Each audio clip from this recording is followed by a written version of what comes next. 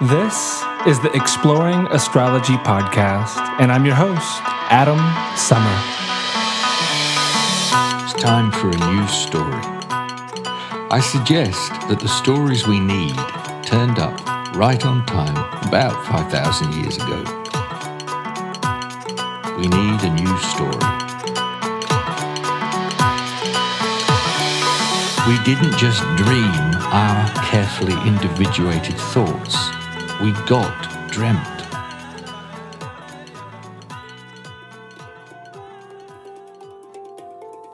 Why, hello there. What you're listening to is a re-release of a podcast I did back in June on Jupiter. Ever so relevant, though, in that on the 10th of this month, that is of October 2017, Jupiter will ingress into Scorpio. And then on the 26th of this month, the Jupiter cycle will begin when it passes the sun.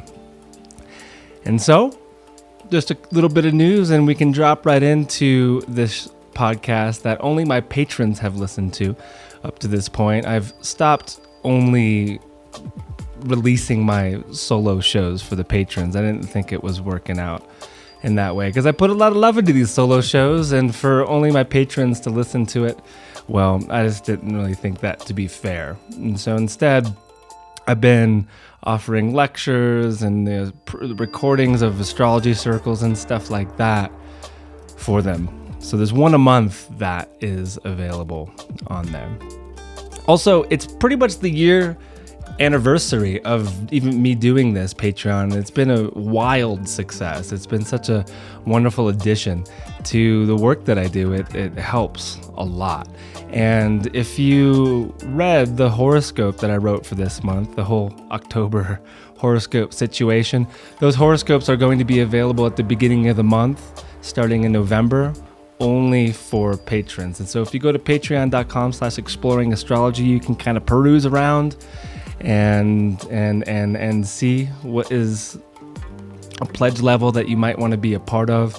Also, you'll be able to listen to commercial news-free podcasts on there, and then be a part of classes as well. Like the class this month is going to be on Chiron, and at the $10 level, you get to be a part of that, the parlor, be submitted to the Lunar Raffle where you can win a reading with me, the CIA Raffle where you get a year's membership to the Cosmic Intelligence Agency, and so much more.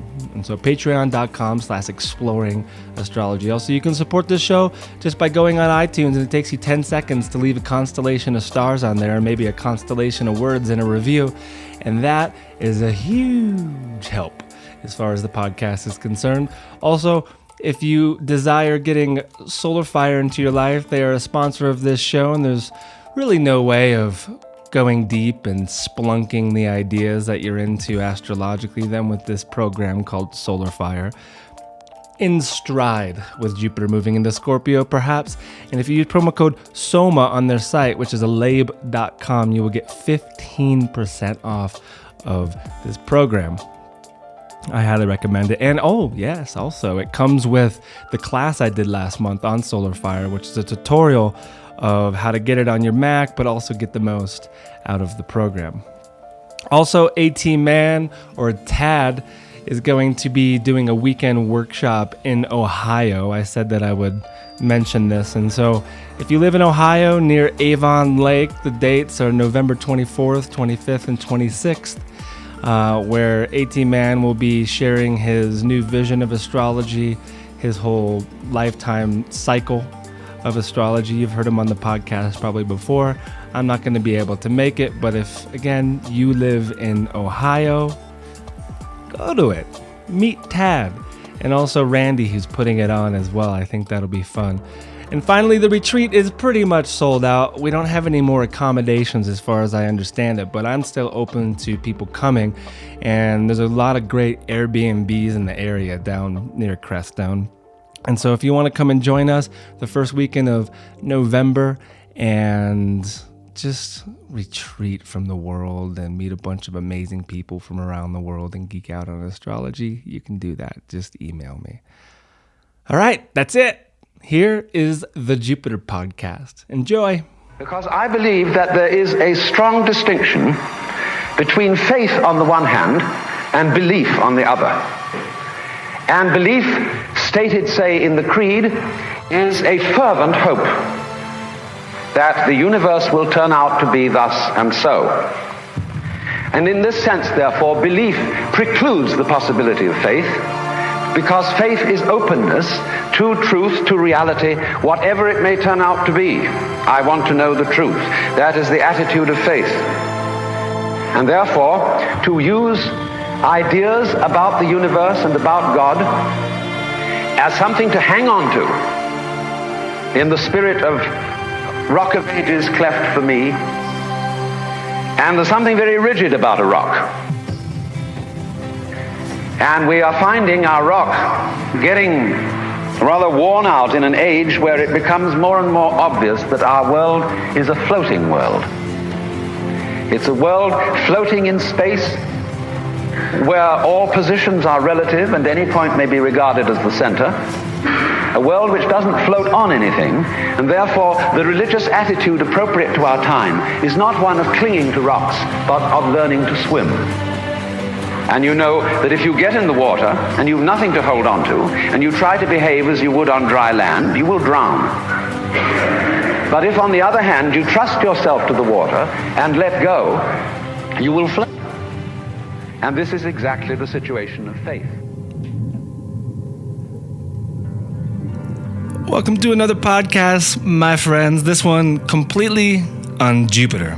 The Cartography of Truth is what I'm calling it. That there was Alan Watts talking about the difference between faith and belief, something that comes up when you contemplate the two signs that Jupiter rules over, Sagittarius and Pisces. Lots of belief is inherent within the search that is Sagittarius. Today, I record June 9th, 2017, and there's a Sagittarius full moon. Not overhead, somewhere beneath me. I'm recording in the morning. But it is in Pisces where we discover this trust, this surrender, where we kick our feet up and float downstream. This is a Piscean idea. They're both essential. They're both about relating to the truth. So I want to explore that in this podcast. I want to explore a little bit of Jupiter cycles. I want to talk about gullibility and where certain beliefs can take us. I also want to just get real simple, basic, and talk about Jupiter and just see where the breeze takes us with all of this. This is, I think, a representation of where I kind of want to take these solo podcasts, is that I have all these ideas, I have all these images in front of me, but they're not structured.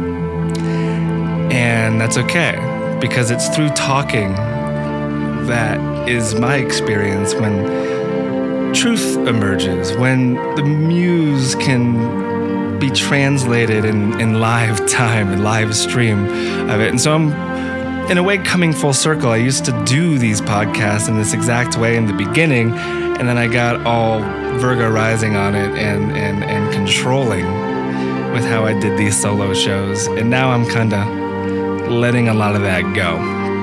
And so, again, like I said, if you're listening to this in the future, it's June 9th, 2017. There's a Sagittarius full moon that has happened this morning. Now, a few things about this moon is that Ceres is right next to the sun, which is illuminating it 2 degrees away. Sun's at 18 Gemini. The moon was at 18 Sag when it was exact. And then on the moon side of things, Saturn is on one side, retrograde at 24 Sagittarius. On the other flank is Lilith. Also, I would say the main aspect that we can talk about as well to this moon is Neptune, which is squaring it from Pisces, just 4 degrees off. So a few ideas around this, because we get to see the Sagittarian and the Piscean element showing up so strong, is that starting with the sun, Ceres, tossing in all the gluten, all the bad foods, trying to establish, let's say, a healthier regimen in our lives. educating ourselves about our relationship to the land and the foods that we eat. On the other side of things, the Sag full moon with Lilith on one side and Saturn on the other. It's about what I've called before the structure of epiphany. That's where Neptune comes in as well. The cycle between Saturn and Neptune is one of really trying to bring the imagination and our dreams into this reality. It's something that relates a lot as well to the Jupiter cycle, which we'll explore later on in this podcast. The Sabian symbol for the moon, pelicans looking for a new home. I'll leave that as a koan for you. Koans are good. Sabian symbols are kind of like that. But with the Sagittarian idea, my goodness, what is it that you believe? Is belief necessary? It is a narrow lens. It is a fervent reach for the truth. It's a hope in some sense. Jupiter did go direct today as well, and will be traveling through its shadow territory all the way until September. And with that square from Neptune and Pisces, who will be going retrograde next week, I think it's where belief is undermined to some extent, and we discover what surrender and faith really is all about. Where we learn not just how to swim, but how to float as well. But we need both. Absolutely. It's what we humans do. It binds us together. We're all on this quest for the truth. For some of us, it's the church. For others, it's the mosque. For others still, it's beneath the canopy of a jungle drinking some strange jungle juice. It's different for all of us, but really, in the end, it's the same thing that we discover, which is the truth. It is great spirit. It is radiant. It is forever. It is transcendental, and we're all after this. So it's my hope, whether you're listening to this today or in 6 months' time, that you've brushed up against it, that you've secured your relationship to this idea, and that a lot of your worry has been, in a way, offered to the ocean. That's my hope. One of the most important things to me, that is, around Jupiter, and especially when we're relating to the signs that he favors so much, Sag and Pisces, is the idea of storytelling. This is also a mercurial idea. Gemini, Sag, linked together. The sun is there at the moment. The moon is opposite it, illuminating whatever this truth is, whatever the story is. On my vacation that I was just on, I read this amazing book. So glad that I finally got into the mind of Neil Gaiman. American Gods is the book, and it's a book that was just so perfectly timed to come into my life because it has everything to do with belief. The contrast between the old gods and the new, that what happens to the gods when people migrate here to America and stuff like this. And he does it, of course, in a fictional way that is incredibly entertaining, and it got me thinking about a lot of things that relate to Jupiter. And here is from one of the notebooks of Mr. Ibis, who is Thoth in the book, and he scribbles, "One describes a tale best by telling the tale." You see, the way one describes a story to oneself or to the world is by telling the story. It is a balancing act, and it is a dream. The more accurate the map, the more it resembles the territory. The most accurate map possible would be the territory, and thus would be perfectly accurate and perfectly useless. The tale is the map, which is the territory. You must remember this. I would add, you also must remember this when it comes to the study of astrology. The astrology chart is just a map of what territory? Well, you could think of it as the psyche, You could think about it as karmic imprints, tones and or frequencies upon the soul that we carry with us from life to life. It doesn't really matter what you believe, because the whole thing around astrology is that it does point to a certain truth. That you're listening to this podcast, you support me by listening to this podcast and also on Patreon, for example, because you have a fervent belief, but also a faith in astrology that it is pointing quite accurately to a truth that you know to be true. It's archetypal, it's symbolic. Is it something that the science or the religion of science that is so ingrained within so many people on this planet, will it ever prove it? Or can we think about the idea that there's many different roads that lead to truth? That, for example, when you listen to a beautiful song, like that song that was just in the background by Alexander Ebert of Edward Sharpe and the Magnetic Zeros, it brings you somewhere. Maybe it'll bring a tear to your eye or a memory of a certain time, and like that brushes you up against the truth.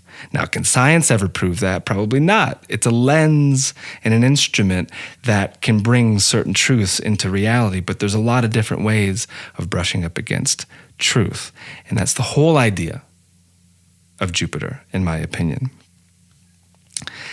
And so, our experience of astrology, is it just empirical? Is it anecdotal? Is it subjective? Is it an echo chamber? Is it confirmation bias? Is it a placebo effect? It really, to me, it doesn't matter what it is, because every single time I look at a chart, every time I give a reading, every time I engage with it, I brush up against truth.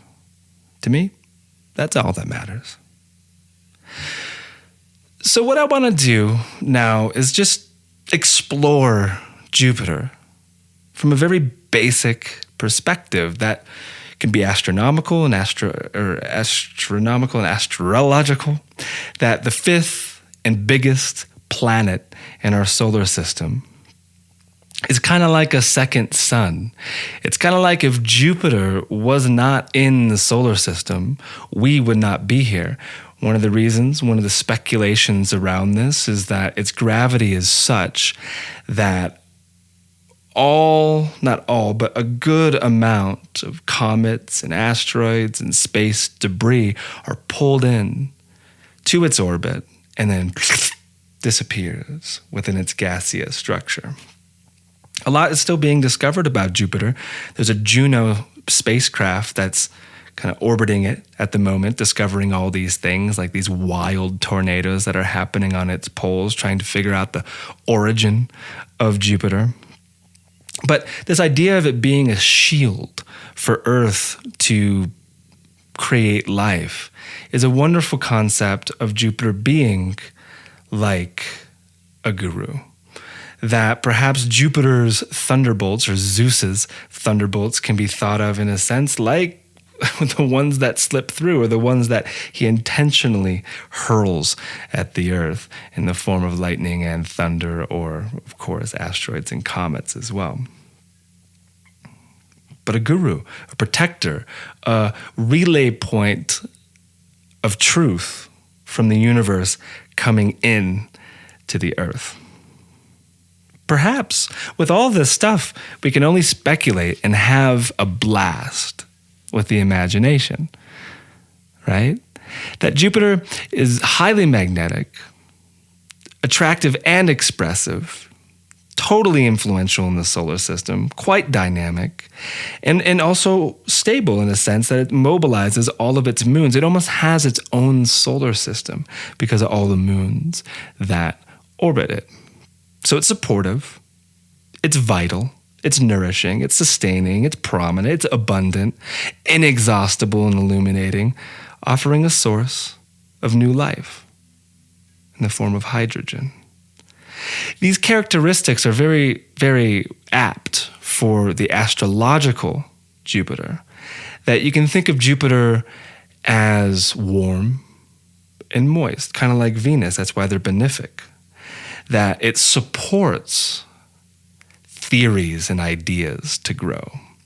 It is a perfect substrate for belief to grow fervently, for our faith to expand more and more and more until it's in a way untainted. It's too bright, it's too perfect, because in a way we've woven ourselves into a perfect relationship to truth. And we get there through constant surrender and trust and prayer and ritual and trust and surrender, repeating over and over and over again.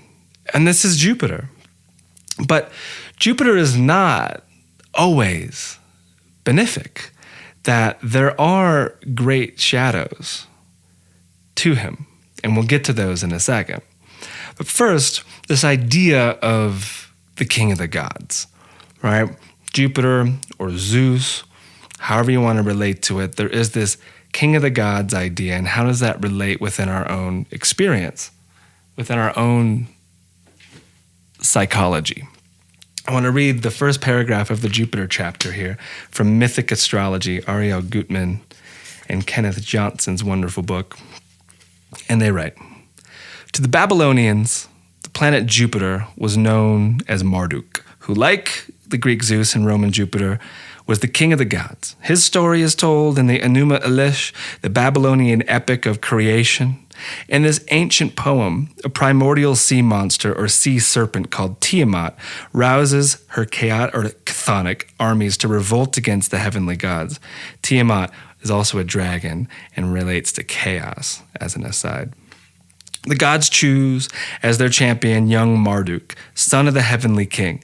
Marduk rides forth in his chariot, defeats the armies of darkness, and destroys Tiamat. He fashions earth and sky from the remains of her gigantic corpse. He sets the stars in their courses and establishes the calendar. Creates time, creates order. And this is one of the most fundamental, the oldest, but also fundamental archetypal stories of bringing order out of chaos, chaos representing the dragon, perhaps the nodes of the moon, eclipses, etc. What is the dragon? That. And then you have the king or the son of the king in many cases in this one, and also with King Arthur, with Aragorn in the Lord of the Rings, with Jesus to some extent. The list is forever. Who come in and bring order, something for the people to look up to understand how to live our lives in that relationship between chaos and order. To me, this is exactly what Jupiter is. The Optimus Maximus, the all-powerful guy in the sky that helps us to understand. It's not just the bearded, judgy guy floating around in his throne made of golden clouds, the Christian God, the one that we are meant to fear and feel constant guilt for, but a little bit different. Something that shows us the way, that gives us the wonder of thunder and thunderbolts, of eagles, of having visions, of being able to feel lucky or blessed. These are Jupiter ideas. Jordan Peterson has this phrase that he uses often, and also has a book that I just recently received in the mail, I have not started, called The Maps of Meaning. And I really love this idea. It's kind of inspired the title of this podcast, The Cartography of Truth. But maps of meaning. And again, never, ever confusing the map for the territory. Oh my goodness, do we do this often, especially with the astrology chart. But with anything that you believe in, whatever the ism might be, right? The veganism, the racism, the Catholicism, it goes and goes from ism to ism, like lily pads that create dualism and separation and tension and hatred and a lot of the problems in the world. And this is where Jupiter becomes a bit problematic. Even though he rules over mutable signs, it can and often will display a very fixed energy. I love what Carl Jung says about belief. He's like, belief isn't that necessary with most, I'm totally butchering this quote, by the way, with most of the things that I do because I know it to be true. And so if we know something to be true, like our relationship to astrology, for example, do we actually believe it? Or do we have faith that it will always emerge perfectly for us every single time we engage with it? Right? That, for example, there is a trickster and a teacher nature to Jupiter. And we will peer into Stephen Forrest's wonderful book, The Changing Sky. That as a teacher, he says, Jupiter has this gift, which is the ability to envision and to seize upon new possibilities and potentials for the future. And that is, as I talk about Jupiter transits, a revolving door of opportunity. We can always say no to an opportunity that comes to us, especially the older we get and the more calcified our habituations and beliefs become. Like, oh, I don't do that. I don't dance anymore. The Dead here in Boulder playing at Folsom Field for the next 2 days. And I'm not a Deadhead or anything, but it's like I've been invited by like 4 different people to go to these Dead shows, and I can't for other reasons. But it's the same idea of like, oh, I feel resistance. I don't necessarily want to be around that energy, but I do know if it was in the cards, something would be amazing about that experience. And I can see the Jupiter transit in my own chart. It makes a lot of sense.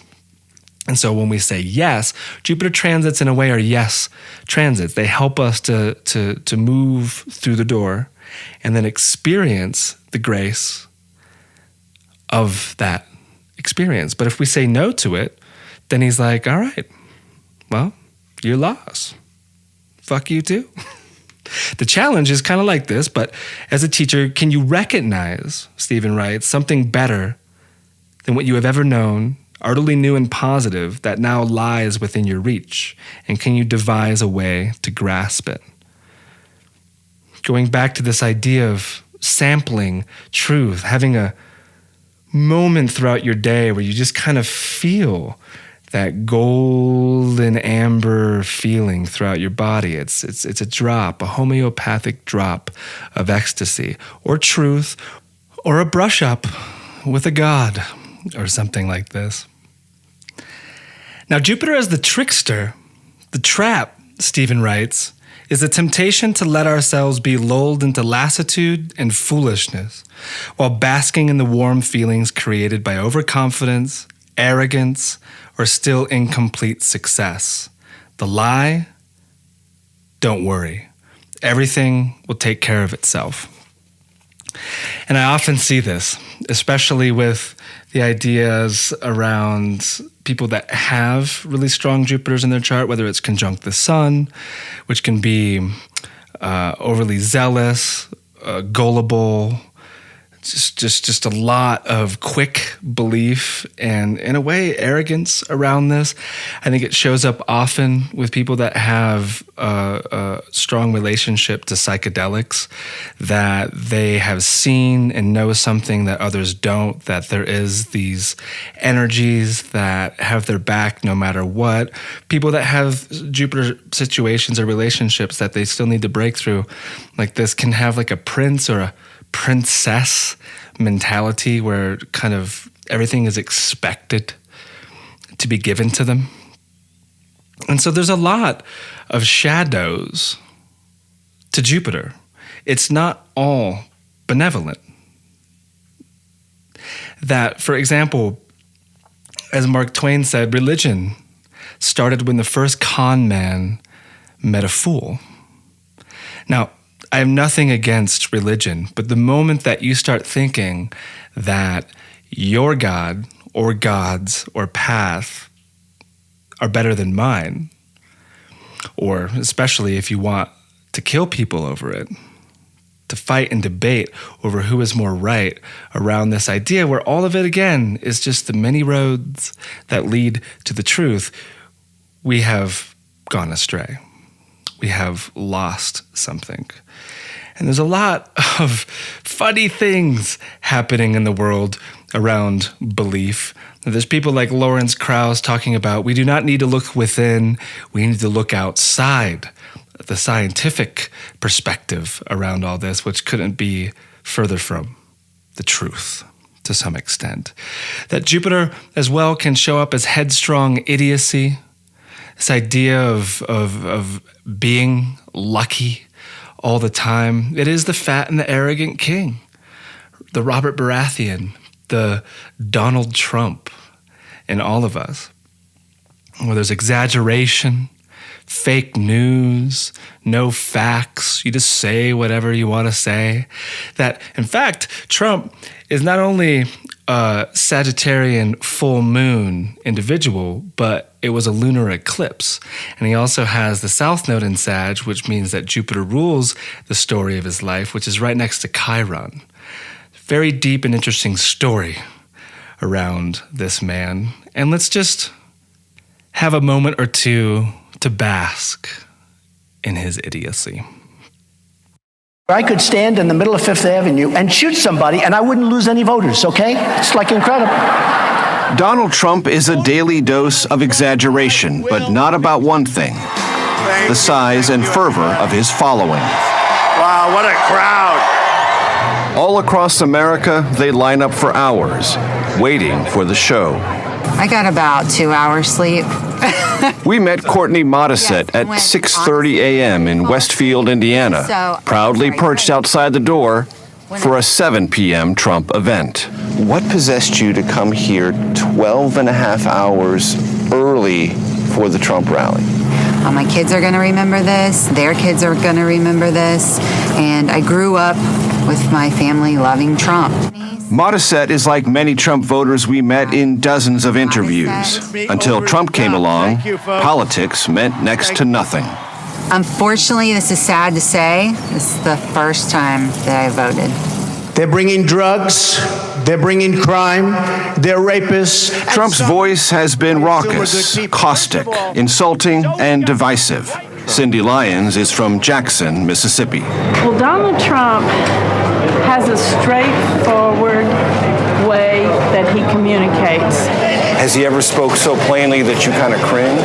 I understand what's behind what he's saying.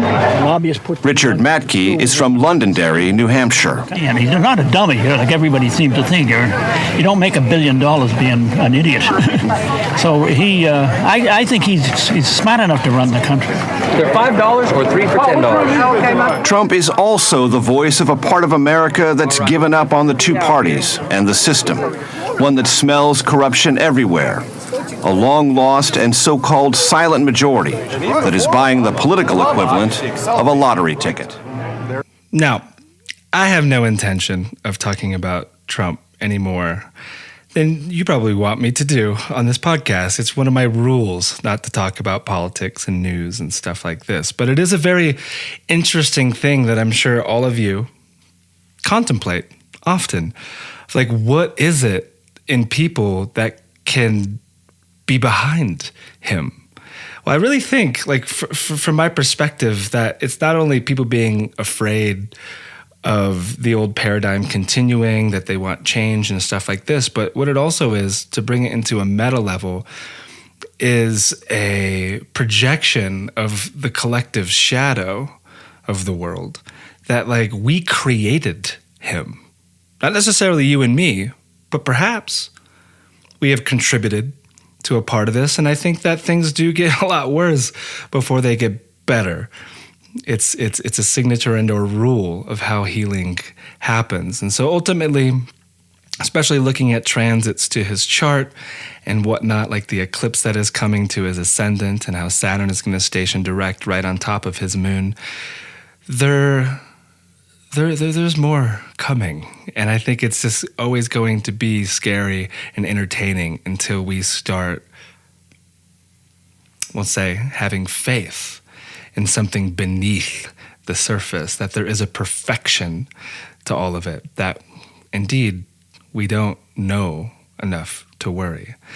Now, going deeper into the shadow of the moment, in the world as it is now, there is this thing that so many people, I can safely say millions at this point, who believe, again, that the earth is flat.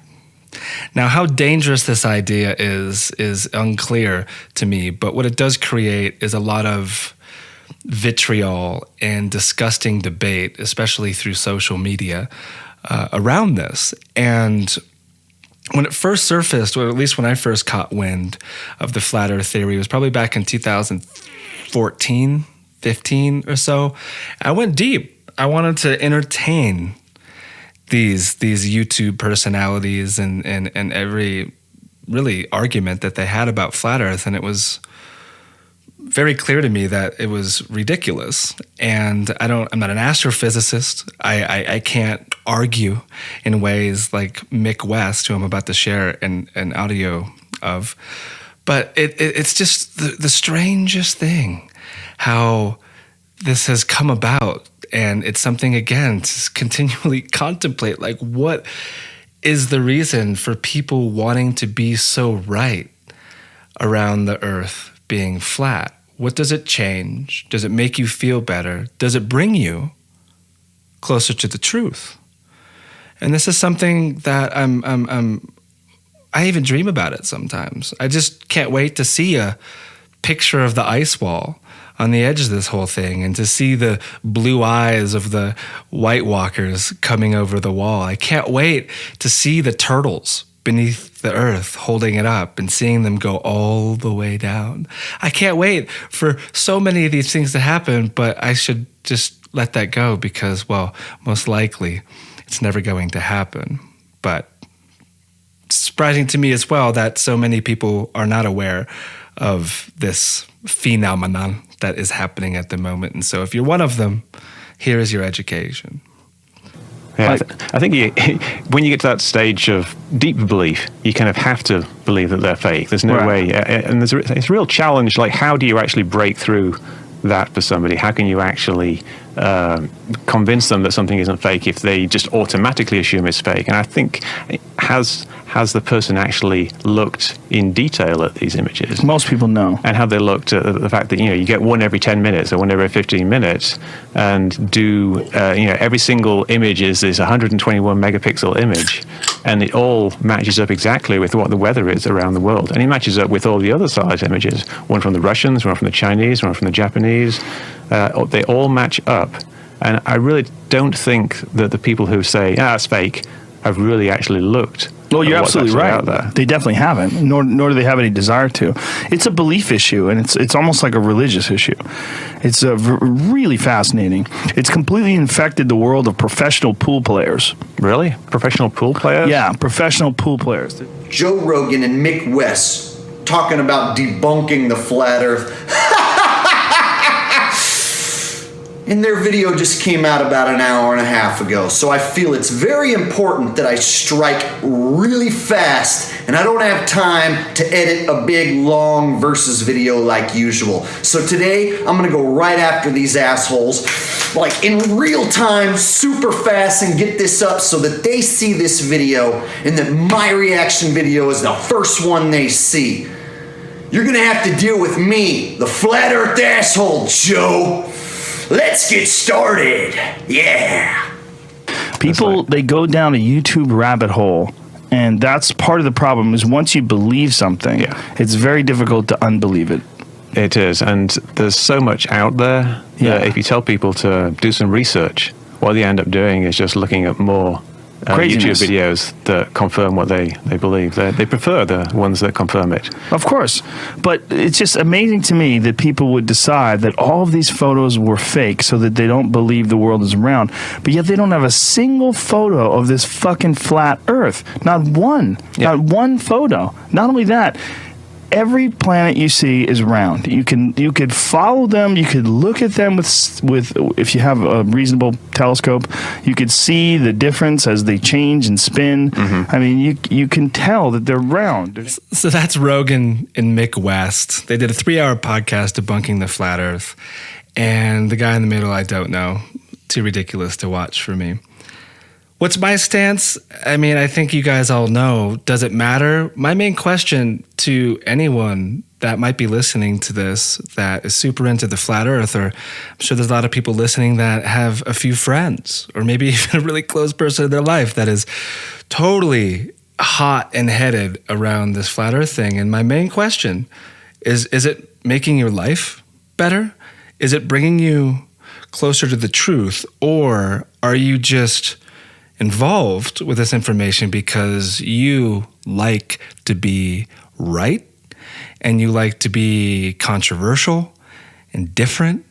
And I think that's a lot of what's going on. But anywho, if you wanna get educated about the flat earth, I do recommend that podcast with Mick West, the Joe Rogan Experience, and then you can just go down the YouTube rabbit hole, and by the time you come out, you too might be a flat earther. Totally possible. They're very convincing videos. Now, to believe, what is it? Is it healthy to believe in nothing? Or to have no faith? That's no fun, is it? It's like we gotta believe kind of in something. We definitely need to have faith. And so when we look at the world in the state of affairs, right? And we see what Trump is doing. We know about the 15 species that go extinct every day. It might even be more than that, like 150 or something crazy. And we see everything around us just kind of, in a way, in an entropic, chaotic spiral. I think it's very important to remember something that is, in a sense, anti-anthropic. There's a thrust of perfection. There's more and more people waking up. There's more and more people that are getting into meditation and good food and yoga. There's more and more people that are drinking ayahuasca and seeing the benefits of a lot of the plants that this earth, that the gods have given us. We've just forgotten about.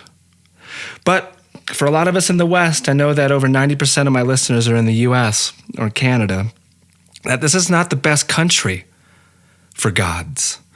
For, in a way, truth. This is an idea that Neil Gaiman in his American Gods book just really presses home. That what happens to the gods generation after generation once they come here? Where do they go? Because it is ritual and, in a way, sacrifice and prayer and song. Belief that feeds them and keeps them alive. And without mythic context, without something to have faith in that brings a more universal and spiritual meaning to our lives, then what the hell is the point? We turn into nihilists. We're in constant, perennial existential crisis. And this is a Jupiter problem. So what to do? Well, in my opinion, we need stories. We need to remember these myths because they all point towards the truth. We all need a companion. Everybody needs a companion. And so this man, Father, Jupiter, John, Misty, has Jupiter conjunct Saturn in his chart, and he sings.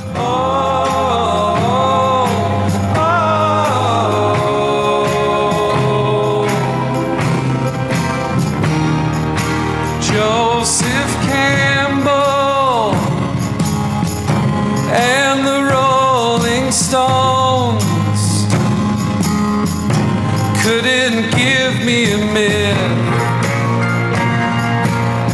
so I had to write my own. I got hung up on religion, though I know it's a waste. Back to storytelling, and my favorite storyteller that breathes on this planet would have to be Martin Shaw. And in an interview, he responds to this idea that so many people feel that is of disenchantment in the world. And he responds by saying, yes, if you've done your job well as a storyteller. Your story itself has a magical sensibility to ward off enchantment and to raise up. Secondly, people often prefer to dismiss myths, saying it's not true. But a way to think about myth is as something that never was and always is, or as a beautiful lie that tells a truth or a much deeper truth. But one way or another, when we lose our mythic sensibility, the powers of this world that may not wish us well have a greater purchase on us, a greater hold.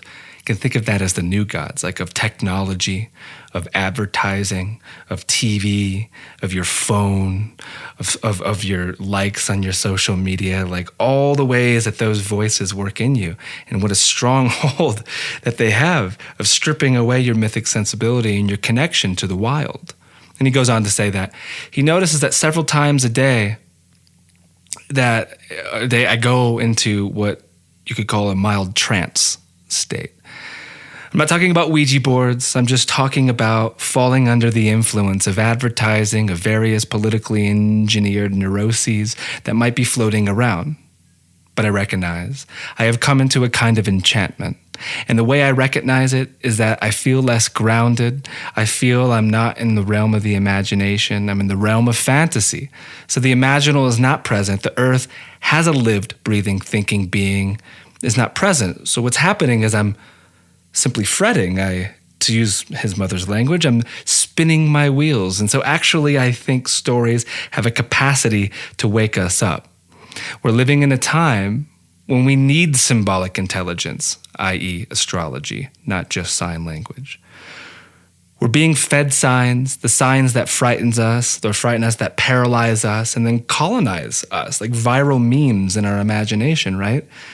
And so, imagination through myth wants to give us the symbols to raise us up, and I think is such an important element of understanding astrology, of understanding Jupiter, who we're talking about today, and that of the mythic and the storytelling, and how important it is to reclaim our place in the mythic, that we are indeed playing out these stories while we've just forgotten them. So, to get it more specific into the astrological, what would make a good condition for Jupiter in their chart? Perhaps to have a healthy relationship to myth and truth, what their dynamic is with belief and gullibility. I mean, that rhetorical question is massive. I don't think I could fully answer that because it all depends. But there are ways through, for example, like Ptolemaic dignities, that Jupiter is said to be exalted in Cancer, and then it's in fall when it's in Capricorn, or that it is domicile in either of its signs of Pisces or Sag, and then it is in detriment in Gemini signs, or Mercury signs, Gemini and Virgo. So that's one way of placing it. And there's also accidental dignities, like if it's in Mercury's house, for example, or if it's in the 6th house. If it has tough aspects to, say, Saturn, if it's square Saturn, if it is really in any hard aspect to a planet that you know brings challenge, like Mars, like Pluto, etc. So just a way of going about it. But let's just do a fun little exercise, I suppose, through the signs and the houses. And like, what is the idea of breaking the code of interpreting Jupiter? Perhaps when we look at it in the chart, it's about finding the gods that one is interested in, or the visions, the kinds of content that helps to inspire one to live a purpose-driven life. That if it's in areas of the 1st house, it finds its gods and visions around heroic leadership, somatic strength, and courage. Maybe if it's in Taurus or the 2nd house, it's around beautiful emanations in the natural world, a connection to the spirits of the land, of the plants, of the animals. But also, some of the shadow could be a materialist and one who likes very expensive and nice things. If it's in Gemini or the third house, it finds its gods and visions amongst the bards and those who are good with the pen, but also can have an intellectual arrogance around what it is that they know, in quotes, and what they believe. That if it's in Cancer or the fourth house, they find their visions and their gods with place and home and family and tribe. That they might come from a really big family or an exalted family to some extent. This would be an accidental exaltation being in the fourth house. If it's in the fifth or it's in Leo, finding all of this juicy content on the stage or when dancing with the muse, understanding this flame we carry. The idea of legacy, being a fanboy, too much of a fangirl, a shadow of such a placement. Virgo or the sixth house, finding all these emanations through maintenance and keeping it all together, the stories of bringing order to chaos, or those that relate to service and healing. If it's in Libra, the seventh house, finding the gods and visions that are seen in the mirrors of others. Being inspired by going to workshops on relating, on eye gazing, on sacred marriage. But there could be too much, the shadow of all of this. Too much relationships, too much drama, too much process. The cup spilleth over often, wherever Jupiter is at. In the eighth house, it finds these incarnations and avatars of the spirit in between the worlds and the magical dimensions. Those places that are taboo that most people avoid. Esoteric, dark, macabre, shamanic, psychological. In the ninth house, in Sag, it's home. It finds it in the breeze. It finds it through travel and adventure along the path of wonder. But the greatest shadow of all in the ninth is thinking that it knows, of being a zealot, of being a blind follower of a path. Keck to the flat earthers. Capricorn of the 10th house, it finds these visions chiseling away around one's career and the way the world sees them. It feels an energetic bowing down to those that they want to be like in power at the top of the ladder of whatever it is that they're into. Aquarius of the 11th house, it finds these gods and goddesses within the community in the warm embrace of like minds moving towards something in the future,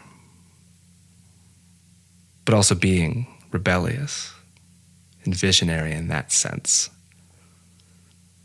Pisces, 12th house, home in solitude, way, way, way away from the world, buoyant in the divine territory. Being able to translate the whale songs in the clicks of the dolphins that swim around them. And so, is that a direct interpretation of Jupiter in your chart? No. Just like any cookbook or any astrology book isn't either. But it's what came through in that moment, and I hope it was helpful.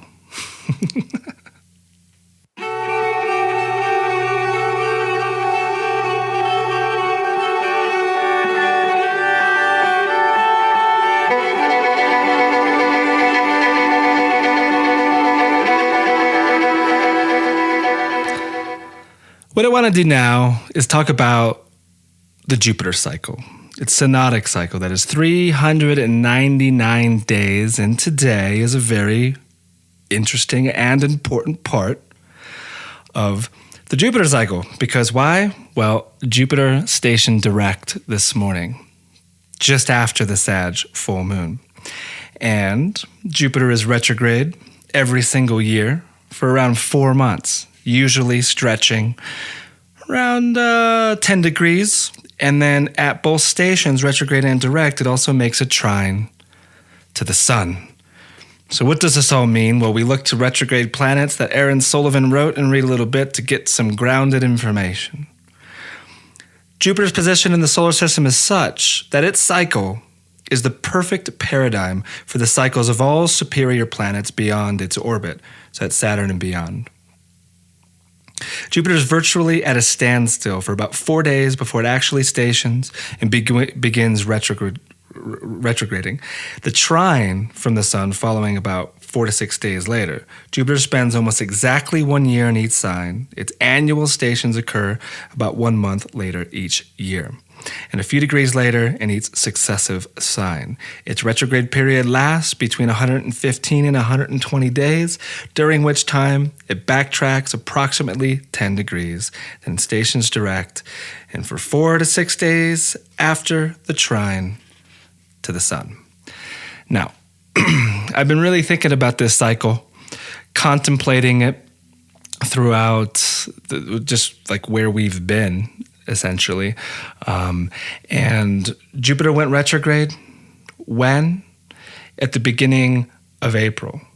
When did it just go direct? Today, June 9th. There's also these ideas of the pre and post shadow. So it entered its shadow zone on November 10th, 2016, when it crossed over 13 degrees Libra, which is where it is today. And then it will finally leave the shadow zone on September 6th when it crosses 23 degrees of Libra.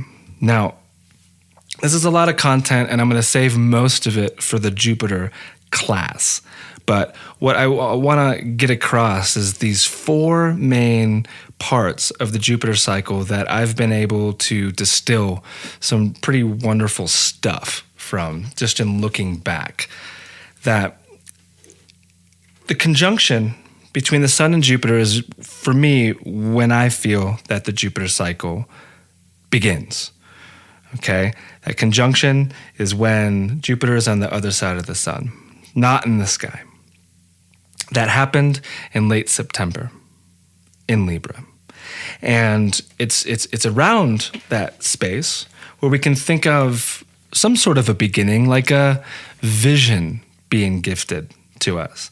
That it by seeing where and what house, what planets that it aspects, is the idea of the inspiration, maybe the person or persons, the teachings that you're really into, but it begins, it enters into our life at the beginning of the Jupiter cycle. And then, of course, Jupiter then will emerge in the morning sky and then slowly move throughout the morning sky until it gets to the trine and then stations retrograde. But before that even happens is the first square, the waxing square, the crisis and manifestation of the Jupiter cycle. That happened in January when the Sun was in Capricorn. You could think of this phase of the cycle as a lot of kinetic energy around the vision and or ideas, ontological emissions, a test of faith, the precipice of nihilism, a vision quest. And so something is challenged, and we're meant to solve it. We're meant to, in a way, become victorious, like a hero or a heroine on a quest by facing ourselves and some basic assumptions that we have about whatever house or whatever planet that it's doing this dance between 13 and 23 degrees of Libra. And then we have the opposition, which was recent. The opposition always happens when Jupiter is retrograde. The exact day of it was when I think it was in, well, it would have had to have been in Aries. So it was when the Sun was in Aries. I think it was April. Should have done more preparation for this, my friends. But good enough. April. When the Sun was in Aries, it opposed Jupiter when it was retrograde in Libra. And what is this but a culmination to the cycle, the midpoint, if you want to see it like that? And it's the visionary, or a visionary belief, or when vision shatters belief, and all that remains is truth. That it restores our faith in life, in the gods, or in myth, or in whatever it was that began back in September when Jupiter was conjunct the Sun. Right? That makes sense? And then now we have the station direct. Now, I think one of the really important things to understand about these trines that happen before the retrograde and then after is that there's this really wonderful support that occurs, that at the beginning, right before the retrograde, because a trine is harmonious in this way, I think that it carries us to this place where we can see the vision coming manifest. We can see so much of its bounty and its gift. But then it has to go retrograde for 4 months. And so it's a very internal, contemplative time around this idea, this belief, this vision that came. And so it goes underground to some extent, even though Jupiter has still been very visible in the sky. You can still see him up there, very bright like a yellow sapphire. But there is almost an existential crisis to whenever a planet goes retrograde because it starts asking questions. It needs to reorient itself and reflect deeply on its ontological assumptions about reality, especially in that specific area of your life. And then when it trines again, just before the station direct, which it's been doing all week, it's in a way like slowly coming back. Like the return is the most dangerous part, right, of any vision quest or fasting. And so here we are, we're returning. I think I'm stumbling on an idea here as I say it, but like I myself am returning to this work. I've been on vacation and there's been just a lot of me having to let go of and just turn off the astrology switch for a while and just experience different parts of my life. And so this is the first podcast I've done since I've been back. It's Jupiter stationing direct, and it actually feels really good, fresh and novel. And so this is the idea. And so you find it in your chart, you contemplate what planets that it aspects, and then you begin to understand the context of this story and how you, in a way, have become the visionary within this cycle. And then it squares itself again. That's when the sun moves into Cancer, and it will happen in July.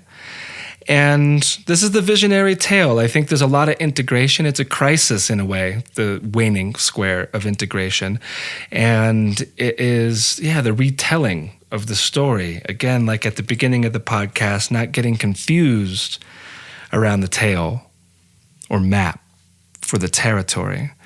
That hopefully we have become wiser, that there is a stronger cartography that we see towards truth, and it's not just highlighted and deeply saturated in belief, blind belief, flat earth theories or Trumpisms and stuff like this. And so we get the whole rest of the summer into September to travel through the post shadow. That is the degrees that Jupiter has already retrograded in. So this is important. And then it ends, and in November, when Jupiter moves into Scorpio, the next Jupiter cycle will begin. And I think that's on the 10th. October 10th is when that happens. And so, in a way, Jupiter in Libra and all the lessons that it's had for us about creating a wonderful harmonic and striking a balance in that area of our life is there. Our heart and the feather are doing a balancing act, and then we move into Scorpio with Jupiter, that is, as a cycle, and things get very interesting. Now, I've done a few other solo podcasts that are available to the public with Jupiter. For example, there's a Jupiter-Pluto cycle show that's called Supernatural Nomads. That square is happening. I did one with Sun conjunct the Sun, or Sun conjunct the Sun, Sun Jupiter. And that one's called Endless Possibilities. And there's a few other in the backlog. So if you listen to the show on iTunes or on my site even, you can search on my site for these podcasts, or you can just scroll down on whatever podcast app that you listen on, and you can find that. So there's other podcasts on this Jupiter idea, more maps of meaning. What I want to do now is just list off a couple transits that relate to Jupiter that are happening for the rest of the year. So the third and final Jupiter-Uranus opposition is going to happen on the 28th, bringing up the idea of what really is genius. Does it have anything to do with IQ? I think it has a lot to do with creative breakthrough and discovering new ways to express, perhaps new mediums or new worlds, kind of what Juno, the spacecraft, is discovering as it orbits Jupiter. But being unafraid to swim beyond the buoys and to go into these scary places. For me, with this show, to pretty much do it without notes, that's really scary to me. But there's a funny trust to Jupiter thing where when I surrender to it, there is, at least the way it feels, better flow to the way the information comes out. Jupiter opposite Uranus. Perhaps we'll see some scientific breakthroughs, growing more organs, growing more things in the petri dish.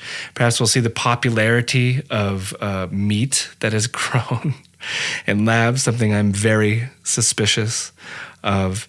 And more shock, more awe, more Trump and Putin, more environmental things that can scare the shit out of us. There's a lot that can happen. But ultimately, beneath it all, we don't know enough to worry, and things are perfect, and that's where faith comes into play.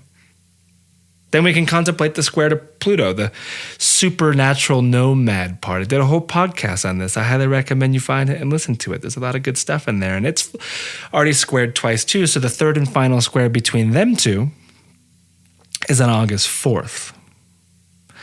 What does it represent? But essentially bringing us into the cathartic, even the chthonic, or just how the medicines can help, how the shadow work is absolutely essential, how going deeper into astrology might be a part of your path, or whatever it is that peels back the conscious mind and the scientific critic that is in there and allows you to directly experience the mystery. Jupiter will also trine Neptune on December 3rd. That's wonderful for Satori moments and little glowing enlightenment experiences. And then the last day of the year, on New Year's Eve, Jupiter will square the nodes of the moon, which brings up a huge idea, or just a slew of them, around what do we believe around our stories, our own stories, like the story of our life, the stories that we tell people when we get to know them, the story that we're living. Do you know that you're the hero or the heroine of your quest? Do you know what the story of your nodes are, where they're at in the sky, what the eclipses are doing, the dragon of chaos? Do you know? Because if you don't, I think it's probably one of the most essential elements to know about when you're contemplating life and astrology and the rest of it. And so that square happens on the last day of the year. And then again, it moves into Scorpio October 10th. That conjunction between Sun and Jupiter, which is the beginning of the next cycle, is in November. I think it's the 12th. Don't quote me on that. And it reminds us, I mean, so many people get so damn freaked out when Pluto or Scorpio or the 8th house are talked about. For me, I actually get excited. I'm just macabre, I guess. I'm a health goth. We got to remember the fact that life is not just suffering. It's also full of gifts as well.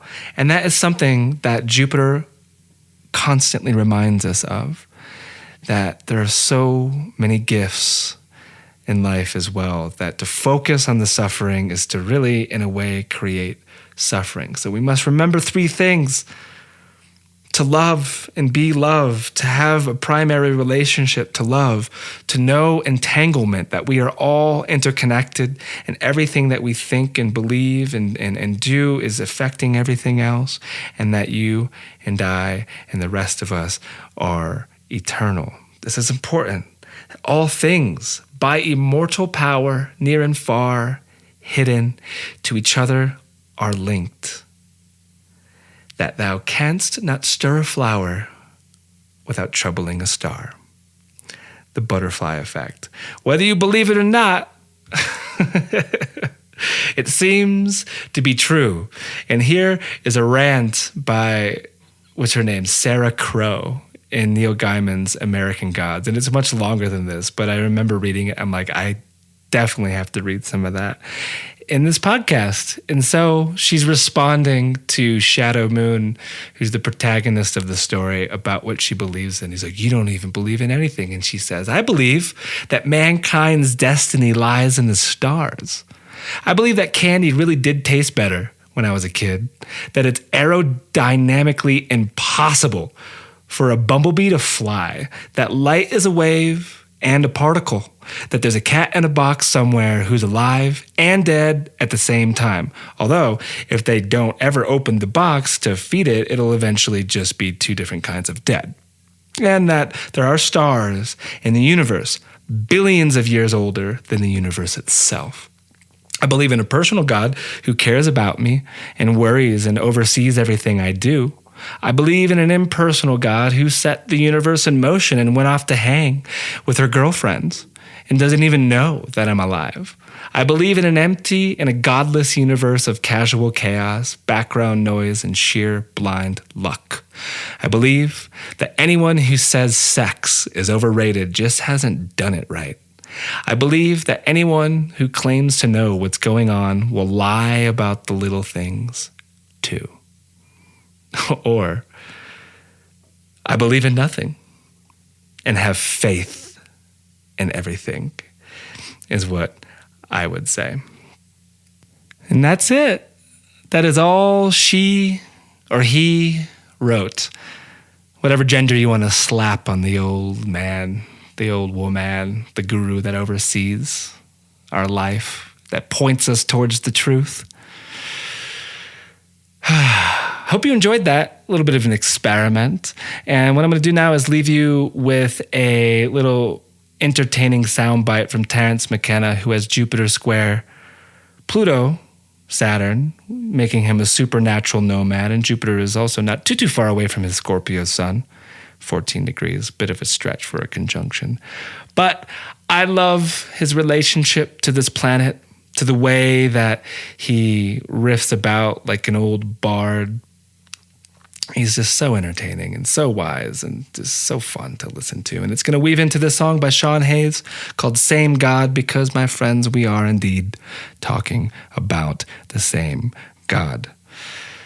Unless it's named Keck or Drumpf and it spins on a flat earth with turtles all the way down, then we might be talking about a different God. But, I think still then, with that, it still eventually brings us to the same thing, which is the truth. Great Spirit, some eternal knowing that is out there, that is in there, and that's what we're all after. That's the whole point of Jupiter. So I hope you learned something new about Jupiter by listening to this, that you have some sharper skills of interpretation as far as the Jupiter cycle is concerned. And I'm always open to feedback. So if you have any for me, don't be shy. And I will talk with you next about the Mars cycle, which soon will be ending and beginning anew. Long days and pleasant nights, my friends. I appreciate you so much. Much love, and ciao. Thank you again for listening to the podcast. Sorry I wasn't able to share the song. YouTube is a bit more strict than the podcast apps. So if you'd like to listen to the whole show, go over to Spotify, the podcast app, SoundCloud, or really wherever podcasts are found. This is Tree Theater. Ciao.